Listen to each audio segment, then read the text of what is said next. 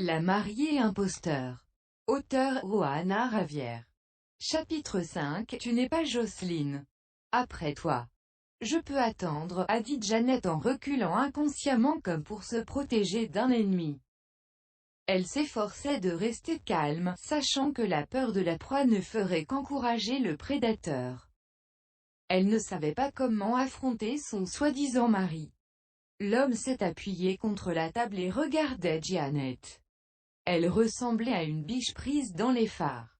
Ethan l'a regardée et a gloussé. Ne sois pas nerveuse. Je ne vais pas te manger. Je dois discuter de quelque chose avec toi. Janet a croisé ses bras sur sa poitrine et s'est approchée de lui avec hésitation. Elle ne voulait pas être associée à cet homme de quelque manière que ce soit.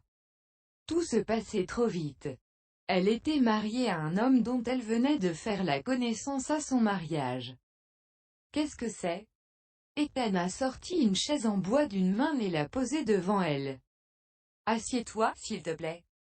Puis, il a fait glisser sa chaise plus près de Janet et s'est assis. J'aime aller droit au but. Je sais que tu ne veux pas m'épouser.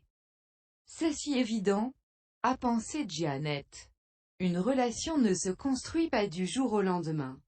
Il faut du temps et nous devons d'abord apprendre à nous connaître, a-t-elle expliqué, en essayant de cacher son embarras.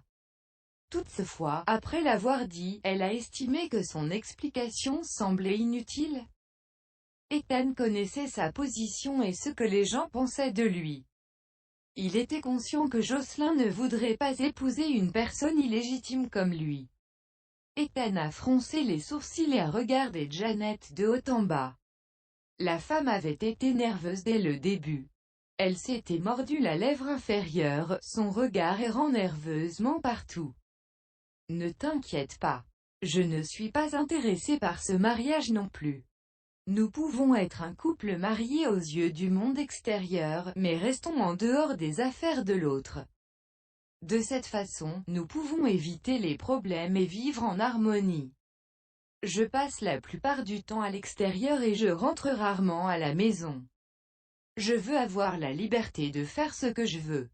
Il en va de même pour toi.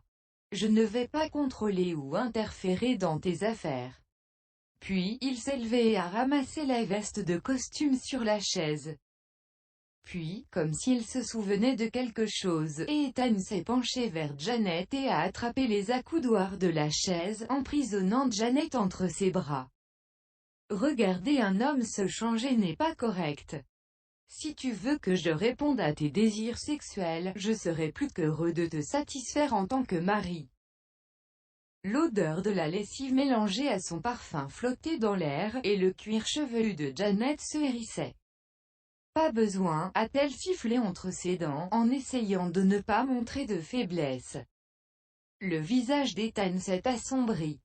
Il a jeté un coup d'œil au ventre de Janet pendant une fraction de seconde et a prévenu, bien que nous ne soyons qu'un couple nominal, il y a une chose que je veux que tu gardes à l'esprit. Il a pris une profonde inspiration et a dit, je ne veux pas découvrir un jour que ma femme est enceinte de l'enfant d'un autre homme.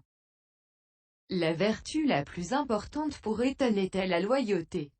Il avait entendu dire que Jocelyn changeait de mec comme de vêtements. Je me conformerai à mon devoir d'épouse pendant que nous sommes mariés, a répondu fermement Janet. J'espère que tu tiendras ta parole et que tu n'interviendras pas dans ma vie. Le sourire enjoué de l'homme s'est un peu effacé.